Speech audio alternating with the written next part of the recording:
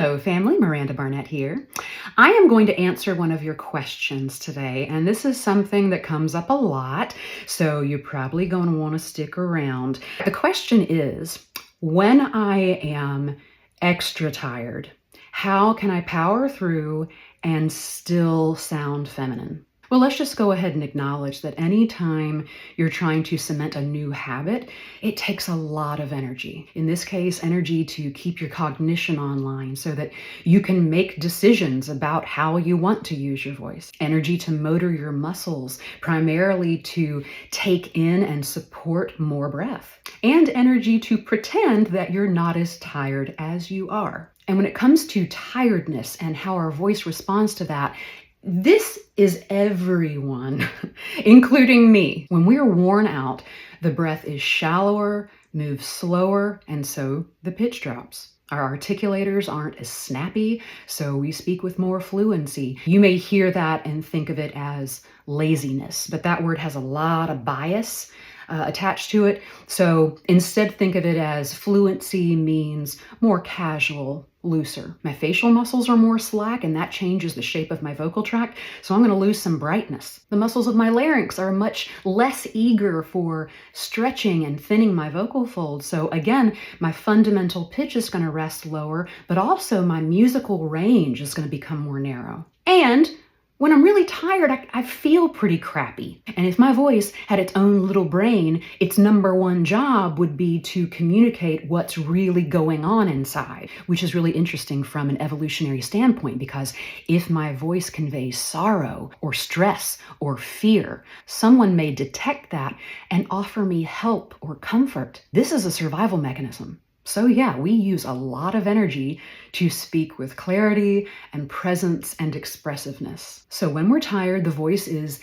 I don't think of any voice as bad, but if I don't have the capacity for effort, my voice does not have the ability to only show the shiny, pretty side of me. So what can you do? First of all, if it's a noisy environment, just don't talk. There is no shame in saying it's too loud in here. I'm done. But let's just say that you're coming home at the end of a long day and you're with your family who you love and trust. And even though you're in a safe place, when you hear in your voice something that reminds you of the before times, it really bothers you. So in this case, remember, first of all, that overall vocal quality is a balance of individual vocal qualities. And the question is, which lower effort qualities can I lean into to balance out the higher effort qualities that I do not have the ability to sustain? And when I think about high effort qualities, pitch is the first thing that comes to mind. If I'm trying to maintain a higher speaking voice, even if it's comfortable for me, this takes a lot of energy, unless it is already built into your muscle memory, which you can do easily if you practice it regularly when you have the resources. So let's just accept that pitch is gonna drop, and that's okay. Everybody's does relative to their instrument. So in order to balance that lower pitch, I would look at three things. Number one, weight. First of all, let's identify that stronger weight means more compression at the level of the vocal folds. There's more core to the sound. This takes a lot of energy. The other end of the extreme would be super lightweight.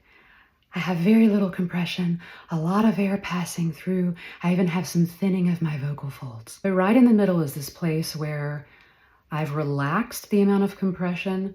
I still have enough core to my sound. I still sound like myself. I've got what I would call a feathery quality. I can hear my breath as it's passing through my vocal folds, and I can feel that there's not as much pressure. Lightening the weight works in my favor because it requires less energy. You won't have a lot of power from this place, but I would say that if you need a lot of power, that's a time to call it. Number two, forward placement. And this is something that I personally struggle with because for my native dialect and the structure of my anatomy and vocal tract, when I get tired, my voice tends to kind of fall back into my throat.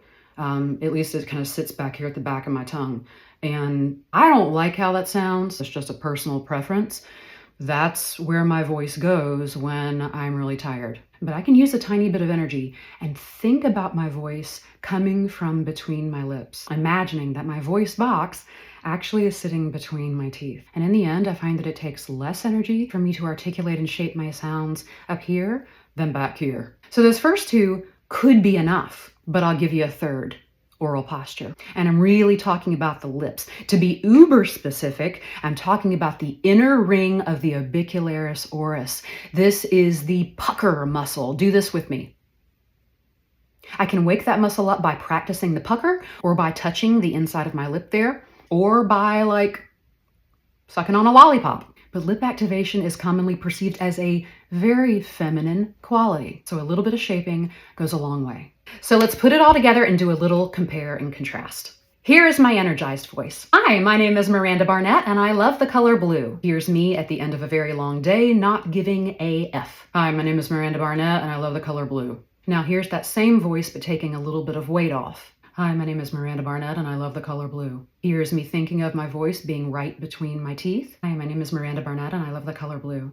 And my lips are already engaged a little with that frontal placement, but let's add that now as a conscious choice. Hi, my name is Miranda Barnett and I love the color blue.